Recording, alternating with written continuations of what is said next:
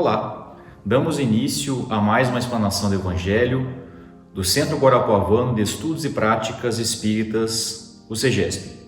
Eu sou o Anderson e convido você a se inscrever no nosso canal e dar um like no nosso vídeo. Para iniciarmos, vamos à leitura de hoje. Leitura do livro Companheiro, psicografia de Chico Xavier, O Tesouro Máximo.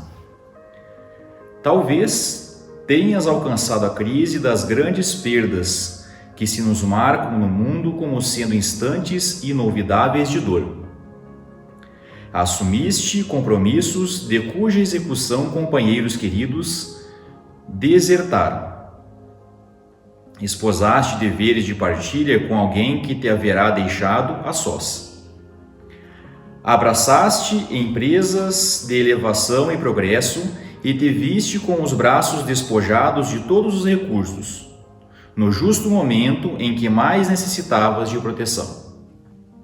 Arquitetaste os melhores planos na causa do bem, e quando a concretização deles seguia avançada, eis que te reconheceste de espírito desentendido, na transitória convicção de que o mal te batia em triunfo. Alimentaste altos projetos, quanto ao fruto de seres queridos que tomaram rumo claramente contrário às tuas expectativas. Provavelmente experimentaste a perda de criaturas amadas que a morte física te furtou a convivência, impondo-te o amargo da solidão.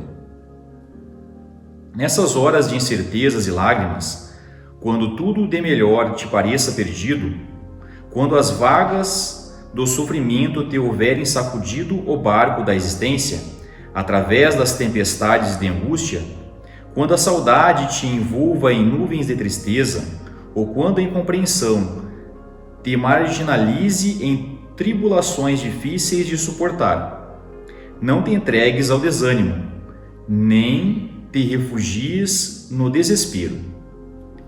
Em qualquer circunstâncias nas quais te vejas de coração sozinho ou empobrecido de forças, contempla a imensidade dos céus.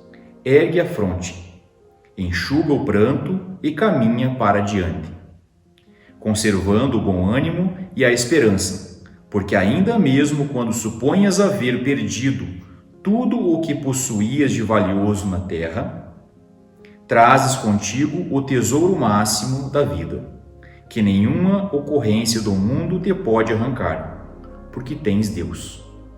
Emmanuel. Passo agora ao nosso companheiro Júnior, que fará a explanação de hoje. Muito obrigado.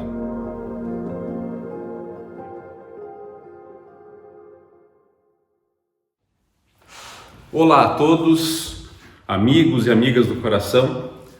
É sempre uma alegria muito grande ocupar essa tribuna.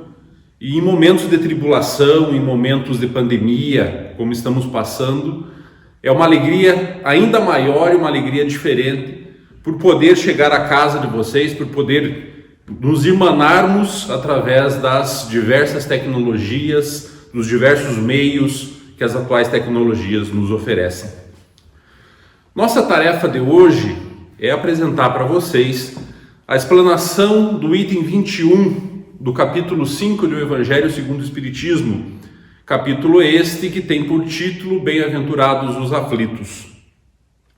Nossa mensagem específica, o nosso item 21 deste capítulo, trata da perda dos entes queridos e das mortes prematuras.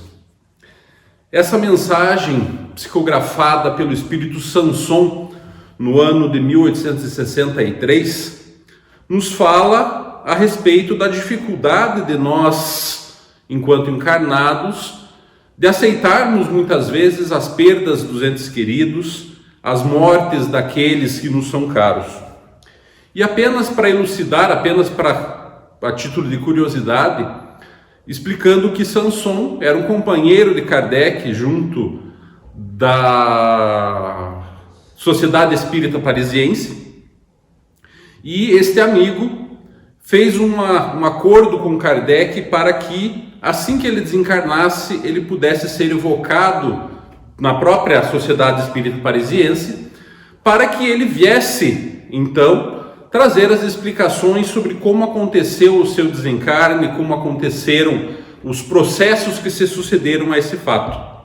Fato é que, conforme é registrado na Revista Espírita, 1 hora antes do próprio enterro de Sanson, ele já estava sendo evocado pela primeira vez na instituição Sociedade Espírita Parisiense e relata então como se deu o seu processo desencarnatório, quais foram as suas primeiras impressões, quais foram as suas sensações e como efetivamente era esse acordar no mundo espiritual. Mas, entrando então no nosso tema, Sanson começa falando na mensagem 21, no item 21 do capítulo 5, sobre a perda das pessoas amadas. Então ele começa dizendo o seguinte: quando a morte ceifa nas vossas famílias, arrebatando sem restrições os mais moços antes dos velhos, costumais dizer: Deus não é justo, pois sacrifica um que está forte e tem grande futuro, e conserva os que já viveram longos anos, cheios de decepções, pois leva os que são úteis e deixa os que para nada mais servem, pois despedaça o coração de uma mãe, privando-a da inocente criatura que era toda a sua alegria. Nós ainda nos apegamos à nossa materialidade, mesmo sabendo que somos seres espirituais, sabemos que temos uma dupla existência, uma existência corpórea e material e uma vivência, uma vida espiritual, e nos esquecemos dessas vivências, dessas nossas origens, ao reclamarmos quando algo que nos é caro nos é tirado, como se fôssemos possuidores de alguma coisa. Nesse texto específico, nesse item específico do Evangelho, no item 21, do capítulo 5, Sanson então nos convida a analisarmos essas nossas egoísticas declarações, nossas egoísticas emoções, ao questionarmos o próprio Deus, Senhor e doador da vida, Criador de todo o universo, de acordo com as nossas mesquinharias, de acordo com os nossos egoísmos. Quem somos nós, réis mortais, enquanto corpo físico, para questionarmos a justiça ou os atos, os acontecimentos que Deus permite que aconteçam em nossa vida? Nós nos apegamos a essa materialidade, a esse materialismo em que vivemos, para achar que somos mais ou entendemos mais ou que sabemos mais que o próprio Criador. E essa nossa não aceitação dos fatos que acontecem em nossa vida se deve justamente então a esse apego terreno que temos às coisas e, nesse caso específico, às pessoas. Mas Sanson continua nesse item 21 nos dizendo o seguinte: que egoísmo é esse que exige que aqueles que nos são caros, os nossos amados, permaneçam entre nós ao invés de retornarem ao plano espiritual?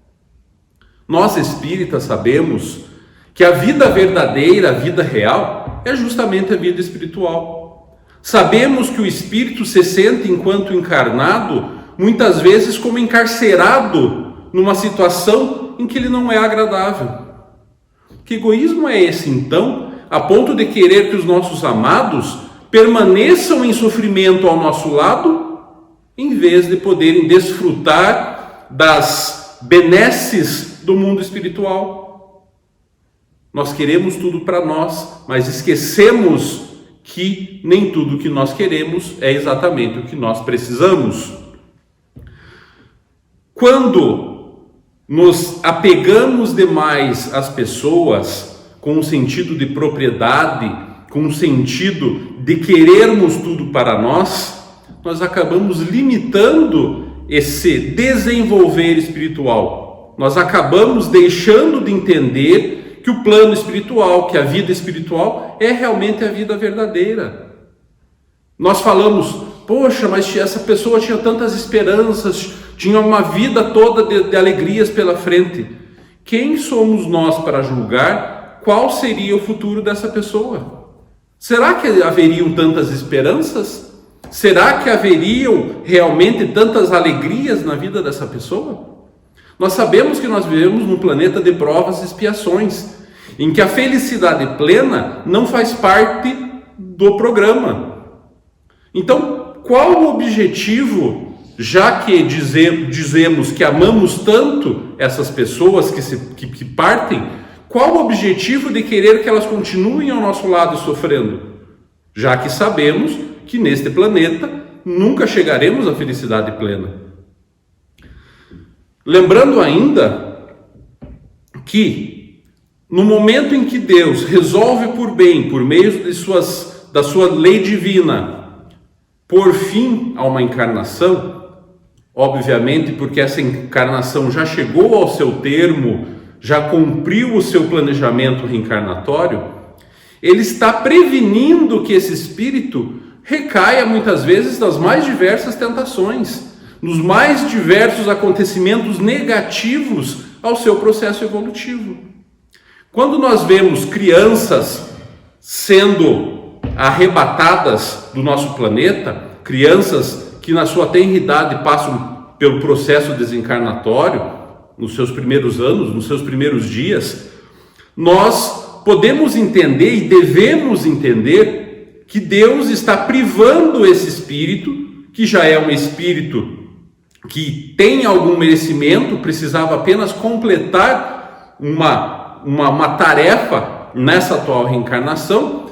Deus está privando esse ser de passar pelas dificuldades, de passar pelos sofrimentos, de passar pelas vicissitudes da vida, permitindo que esse espírito então retorne mais rapidamente ao mundo espiritual. E esse processo acaba sendo uma grande vantagem, porque as tentações mundanas, os vícios do mundo, as paixões mundanas poderiam acarretar em grandes desastres para essa criatura, para esse espírito que então tem idade, volta ao plano espiritual. Só que o fato desse espírito estar voltando tão precocemente ao nosso modo de vista para o plano espiritual, não está afastando de nós em hipótese alguma. Ele continua ao nosso lado, ele continua recebendo as nossas emoções, os nossos sentimentos, tanto do lado positivo quanto do lado negativo.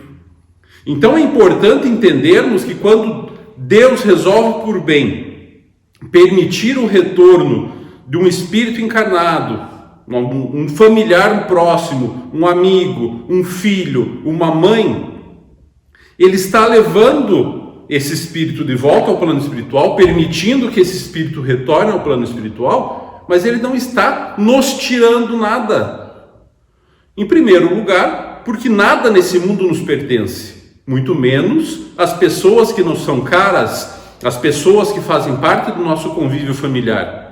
Ele não está nos tirando nada, não somos detentores dos direitos de usufruto desta ou daquela pessoa, nem das coisas materiais que possuímos.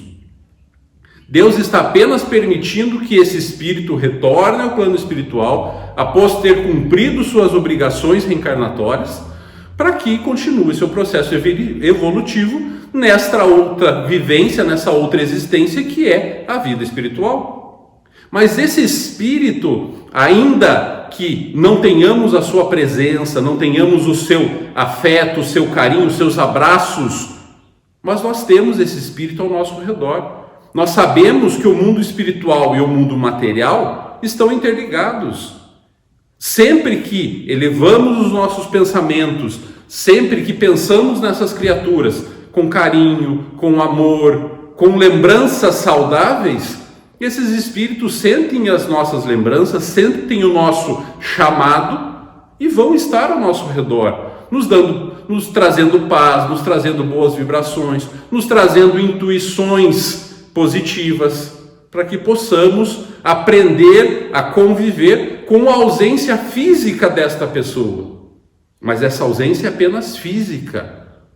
Do plano espiritual, esses espíritos continuam a velar por nós, continuam a nos fazer companhia, continuam ao nosso lado, se alegrando com as nossas alegrias e se entristecendo com as nossas tristezas.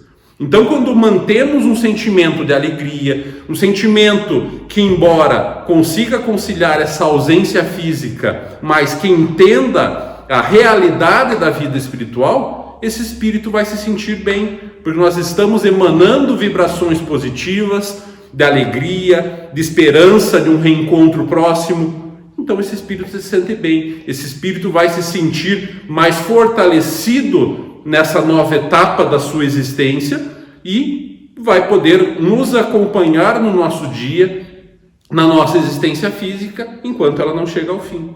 Mas o inverso é verdadeiro. Se nós não conseguimos nos desligar da presença física dessa pessoa, se nós nos revoltamos com Deus, com Jesus, com a espiritualidade, porque nos tiraram alguém que nos era próximo, alguém que nos era caro, nós acabamos por afetar negativamente esses espíritos no plano espiritual.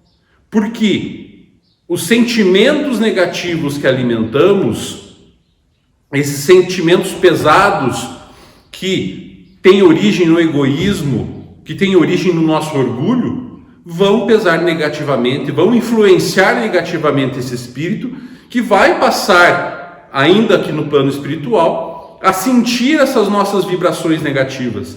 E assim como nós estamos nos entristecendo, nos revoltando, esse espírito vai sentir também essa tristeza, esse apego, fazendo com que ele não consiga dar os passos necessários no seu progresso espiritual. Lá no plano espiritual, nas diversas dimensões onde esteja, ele não conseguirá dar continuidade à sua existência, aos seus projetos, aos seus trabalhos, aos seus estudos, porque se sentirá amarrado a uma existência física da qual ele não faz mais parte.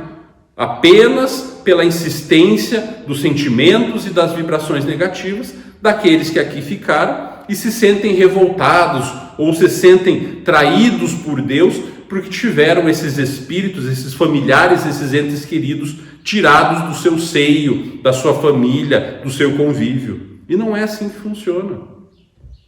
Victor Hugo, o grande escritor francês, em 1865, faz um discurso no enterro de uma jovem conhecida.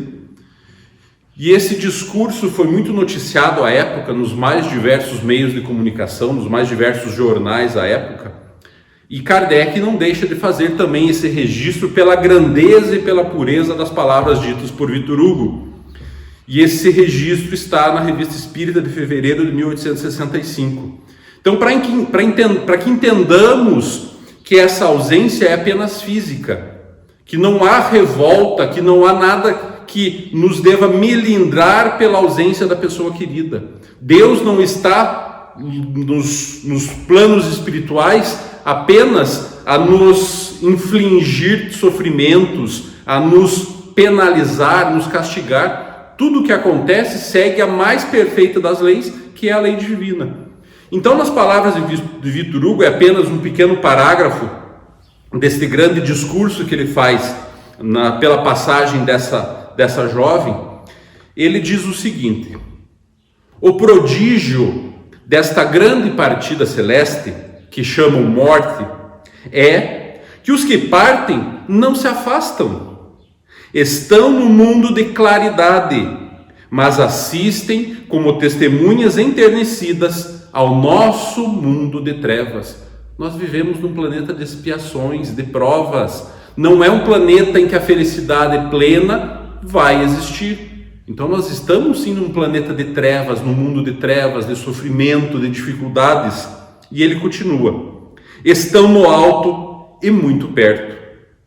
Ó, quem quer que sejais, que vistes desaparecer na tumba de um ente querido, não vos julguei abandonados por ele. Está sempre lá.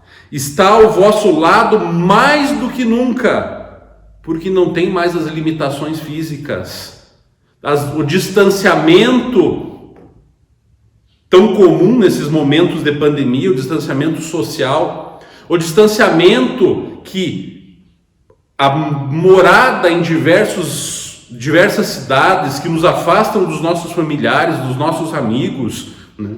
As viagens de trabalho, as transferências, nos mudamos de uma cidade para outra, morando a centenas de quilômetros de distância dos nossos familiares, que nos mantém essa distância física. No ponto de vista espiritual não existe mais. Não existe distância física que possa impedir um espírito caro, um espírito amigo, um espírito familiar de estar ao nosso lado onde estivermos. Não existem mais as limitações. Não existe pandemia que vá fazer com que o espírito fique longe daqueles que lhe querem bem e daqueles dos quais ele também quer bem. Ele está lá sempre, está ao vosso lado mais do que nunca. A beleza da morte é a presença. Deixemos de ver a morte como esse distanciamento definitivo. Deixemos de entender a morte como um momento de separação. É um momento de renascimento para aquele que parte, um renascimento na vida espiritual, mas a presença continua. Não existe distância, não existe despedida. No máximo, um até breve. Presença inexprimível das almas amadas, sorrindo aos nossos olhos em lágrimas, lágrimas de alegria, não lágrimas de tristeza, lágrimas pela saudade daquilo que fica, da presença física, mas a alegria do sabermos que logo mais estaremos juntos. É o nosso objetivo, é o nosso futuro. Nós nos reuniremos sempre com aqueles que nos são caros, com aqueles que nos são amados, seja no plano físico, seja no plano espiritual. O ser chorado desapareceu fisicamente, mas não partiu. Não mais percebemos o seu rosto suave. A saudade da presença física, do contato físico, é claro que machuca, é claro que dói, mas ela tem que ser superada por essa alegria, por essa presença que continua, a presença espiritual. Os mortos são invisíveis, mas não estão ausentes e nunca estarão, porque nós não morremos, nós somos seres imortais, criados à imagem e semelhança do Criador em espírito, não nessa matéria densa, grosseira que utilizamos hoje. Nós não deixamos de existir no momento em que morremos, no momento em que desencarnamos. Ou aqueles que nos são caros, nossos amigos, nossos familiares, nossos entes queridos, não são carne, são espíritos momentaneamente utilizando um veículo físico, um corpo físico, matéria grosseira, matéria densa. Mas nós não somos isso. Nós somos muito mais do que isso. E esse princípio que nós somos, essa inteligência que somos, esse ser espiritual que somos, permanece por toda a eternidade. E essa presença desse ser espiritual também permanece ao nosso lado o tempo todo. Nós não podemos nos dar por vencidos porque perdemos este ou aquele ente querido. É apenas mais uma etapa, é apenas mais um tempo que se passará até que possamos nos irmanar, nos abraçarmos, estarmos juntos novamente no plano espiritual ou numa próxima encarnação que estaremos novamente juntos. Não podemos nos deixar levar por esses sentimentos negativos, por esse egoísmo exacerbado que faz com que achemos que tudo nos pertence. Nós não somos detentores, não somos nada, donos de nada. Deus nos concede tudo em empréstimo. E isso quando estamos falando de coisas materiais. Os seres são independentes, mas interdependentes. Cada um tem sua individualidade, mas somos seres sociais, fisicamente falando, espiritualmente falando. Então não somos donos de ninguém. Esse sentimento de possessão, de obsessão, esse amor dito obsessivo que muitas vezes encontramos na nossa realidade, na nossa mídia, amor que supostamente é capaz de fazer coisas terríveis, isso não é amor. Isso são realmente obsessões, não é um amor obsessivo, não é um amor compulsivo. Nós não somos donos de ninguém. Nós somos todos companheiros, familiares espirituais, familiares na nossa família física, mas não somos donos de ninguém. Nós todos dependemos uns dos outros, nós todos precisamos uns dos outros para concluir os nossos processos evolutivos. Nós estamos aqui para trabalharmos juntos, para vivermos juntos, porque com certeza temos pendências anteriores que precisam ser resolvidas, que precisam ser sanadas, vivendo uns com os outros. Naqueles nossos círculos mais restritos, que são os círculos familiares, nos nossos amigos mais queridos, nos nossos locais de trabalho, nos nossos locais de estudo, nada nesse mundo acontece por acaso. Ninguém que conhecemos, ninguém com quem tivemos contato algum dia nesse mundo, aconteceu por acaso. As experiências precisam ser trocadas, as energias precisam ser equilibradas, precisam ser compartilhadas. Então, aqueles que nos são caros hoje são pessoas que têm alguma ligação conosco, numa existência anterior, ligações espirituais, e que nós trazemos para esse planeta. Sejam ligações de alegria, familiares de uma grande família espiritual, que renascemos no mesmo meio, não necessariamente ligados por laços consanguíneos, mas que estarão de uma forma ou outra ligados a nós. E também aqueles com quem temos débitos, aqueles com quem tivemos diferenças em outros tempos, em outros momentos, que hoje retornamos todos juntos para aparar essas arestas, para podermos nos reequilibrarmos, para aprendermos a nos amar e assim continuarmos o nosso processo evolutivo sem prejuízo de nenhuma das partes. Vós que compreendeis a vida espiritual, nos diz Sanson, escutai as pulsações do vosso coração a chamar esses entes bem-amados e, se pedirdes a Deus que os abençoe, em vós sentireis fortes consolações, dessas que secam as lágrimas, sentireis aspirações grandiosas que mostrarão o porvir que o soberano Senhor prometeu.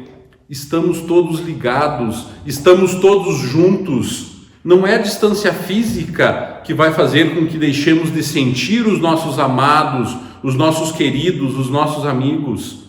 Deus não se compraz na nossa tristeza, Deus não se compraz no nosso sofrimento. Deus não nos colocou neste planeta apenas para sofrermos. Se passamos por dificuldades aqui, é porque temos um objetivo maior, que é o processo evolutivo. Se nós passamos por dificuldades, se nós passamos por sofrimentos, é porque precisamos resgatar erros cometidos no passado. Não é punição. Deus não pune ninguém, Deus não castiga ninguém. Lembremos que Ele é um Pai todo de amor, todo de bondade, todo de misericórdia.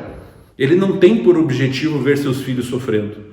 Ele não nos criou para que sejamos os perdidos do mundo. Ele não nos criou para sermos derrotados, seja pelas paixões mundanas, seja pelo sofrimento, seja pelas tristezas. Deus nos criou para que sejamos felizes, para que cheguemos um dia à perfeição que nos é permitida. E o atingimento desse objetivo depende única e exclusivamente de nós. O processo de chegarmos mais rápido ou mais devagar depende dos esforços que fazemos por nos melhorar, dos esforços que fazemos para nos tornarmos cada vez melhor, dos esforços que fazemos, conforme nos diz o Livro dos Espíritos, em domar as nossas más tendências. São esses processos, são esses caminhos que nos levam antes ou depois ao nosso objetivo, ao cume evolutivo que nos é permitido, a nossa perfeição relativa. Emmanuel, no livro Justiça Divina, nos traz um pequeno um pequeno dizer nos falando exatamente desse processo de sofrimento que nos causa a desencarnação de entes queridos, e ele nos diz o seguinte, se dirigindo especificamente a nós, os espíritas: aos espíritas, a desencarnação, em atendimento às ordenações da vida maior, é o término de mais um dia de trabalho santificante, para que se ponham e para que nos coloquemos de novo a caminho do alvorecer.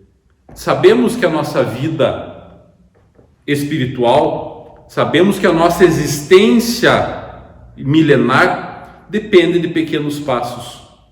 Cada encarnação pela qual passamos é um desses passos, é um desses dias. Que possamos, ao longo desse dia, fazer o melhor possível para que cheguemos ao final desse dia, honrados com tudo aquilo que fizemos, sem deixarmos ressentimentos, sem deixarmos arestas a serem aparadas, que possamos realmente fazer o máximo possível para que esse dia, para que esse pequeno passo, que é essa atual reencarnação, seja o melhor possível. Façamos todos os esforços, façamos tudo que estiver ao nosso alcance, para que possamos realmente sair dessa existência física muito melhores do que quando cheguemos. E lembremos, a morte não é separação, a morte não é o fim de nada. É apenas um doce recomeço para aqueles que se vão e a esperança de um futuro melhor para aqueles que aqui ficam. Nossas palavras a respeito dessa explanação, deste item do Evangelho, se encerram por aí. Gostaria de convidá-lo a fazermos uma prece e, neste momento de prece, lembrarmos de todas as dificuldades pelas quais o mundo tem passado, lembrarmos de todos aqueles afetados direta ou indiretamente por essa pandemia, por esses momentos difíceis pelos quais passamos durante essa epidemia do Covid-19. Lembremos daqueles adoentados, daqueles que partiram e que deixaram seus entes queridos em momentos de tristeza, em momentos de dificuldade, lembrando sempre que essa ausência e que essa separação é apenas temporária. Mas lembremos também dos nossos governantes, lembremos também daqueles que estão vendo seu ganha-pão sendo dificultados por esses momentos. Lembremos daqueles profissionais da área da saúde que têm feito o possível e o impossível diante da atual conjuntura, diante das dificuldades, das limitações que muitas vezes encontram no seu dia a dia de trabalho. Lembremos daqueles profissionais envolvidos neste processo e que estão dedicando suas vidas, dedicando o seu trabalho pelo bem geral, pelo bem da humanidade. E lembremos de todos aqueles mais necessitados deste mundo, aqueles que passam por dificuldades, aqueles que se encontram encarcerados nas penitenciárias, nos presídios. Lembremos daqueles à margem da sociedade, abandonados, aqueles que estão em situações de risco, aqueles que moram nas ruas, aqueles que estão em albergues, em asilos, em hospitais, pelas mais diferentes necessidades.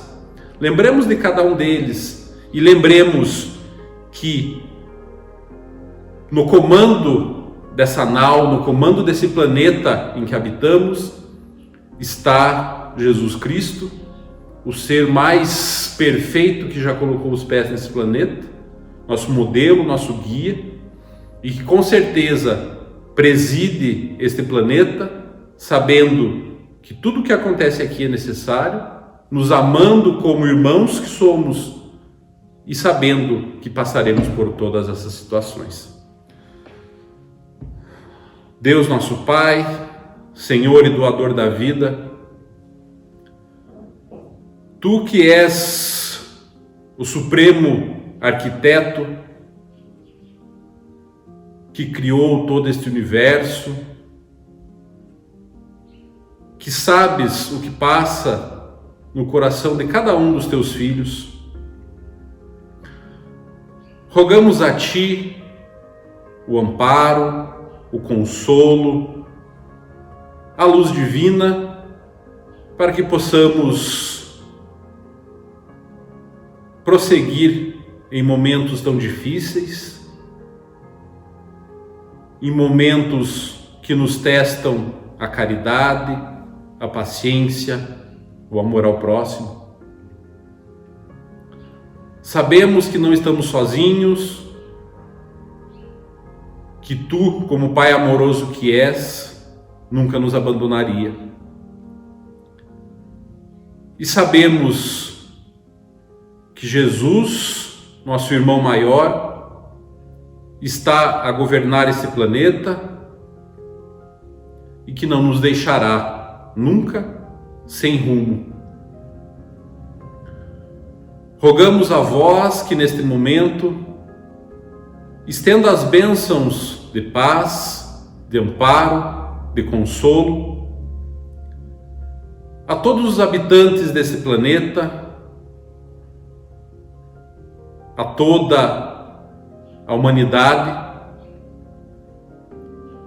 para que possam receber essas vibrações de paz, de luz, de amor, a renovar suas energias, a renovar sua disposição, seus ânimos,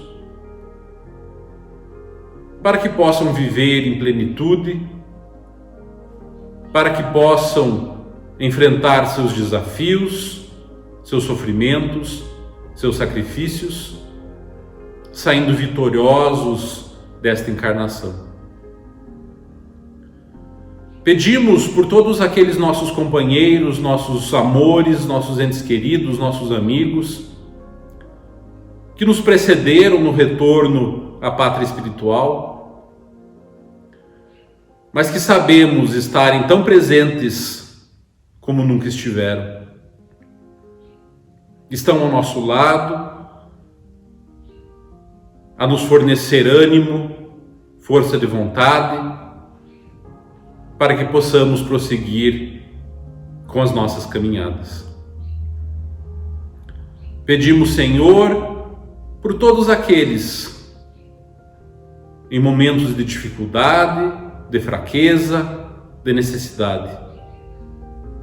Sabemos que não abandona nenhum dos Teus filhos e sabemos que está sempre à nossa frente a nos guiar, a nos abençoar e nos proteger. Sede conosco, ó Pai, em todos os momentos das nossas vidas. Que assim seja.